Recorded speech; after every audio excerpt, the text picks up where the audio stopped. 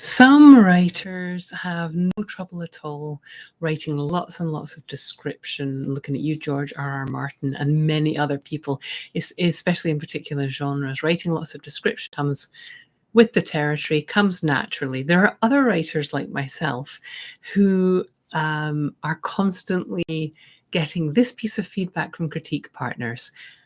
This could be happening in a white box, a black box theatre on a white stage, on a sound stage. Where are they? What do they look like? What's going on?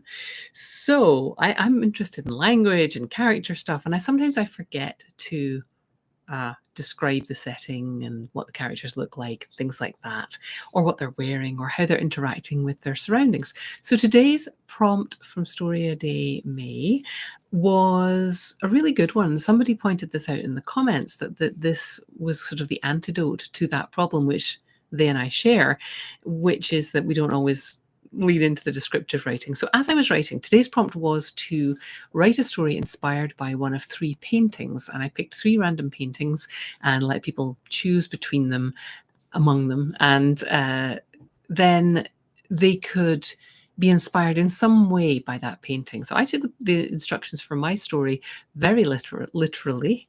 And I wrote the story of Paul Cézanne's The Card Players. I wrote a story based on that scene that's in that painting.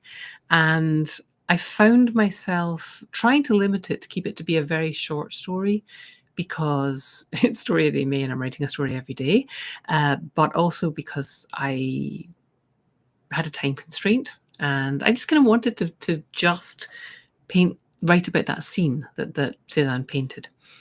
So what I found was that I was introducing conversation among the players. I introduced a bit of drama where one of them stormed off and came back again. And to vary the pacing of the story, I found myself looking at the painting and noticing details and putting them into the story. So at one point, somebody makes a comment and he is dejected. In the painting, he's wearing a big black broad brimmed hat and his shoulders look a little hunched. And so I included that in the story. And as I was writing the description of it, I was thinking, well, why is the hat significant? Well, the hat's significant because it's hiding his eyes. It's almost obscuring his face from his fellow players.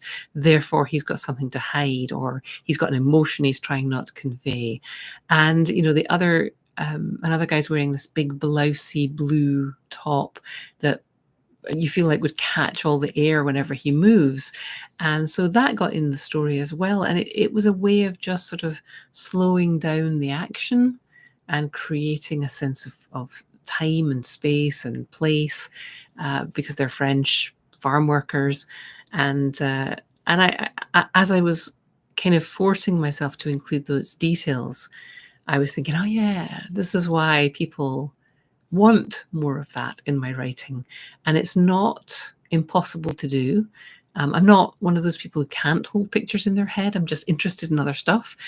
But if you are a person who struggles with holding pictures in your head, maybe go and look at online catalogs from museums which have centuries worth of pictures of people doing things together, of places, and maybe pull that up on the screen when you're writing a scene and force yourself to use some details from that image, from that Google Street View, from that classic painting, and challenge yourself to tell the story, tell the scene that you're trying to write, the story you're trying to write, but also to look at the visual reminders of things that the artist is conveying without words. And you can still reject that whole medium of, stuff without words. I'm also much more interested in words than images, but it really does enrich the story. So that's what I learned today from my Story a Day story. Even though it was a prompt that I came up with, I didn't know I was going to learn that lesson today. And I didn't know I was going to pick up that technique and that tip today. So I encourage you to dig into the Story a Day Challenge Handbook. You can get it now.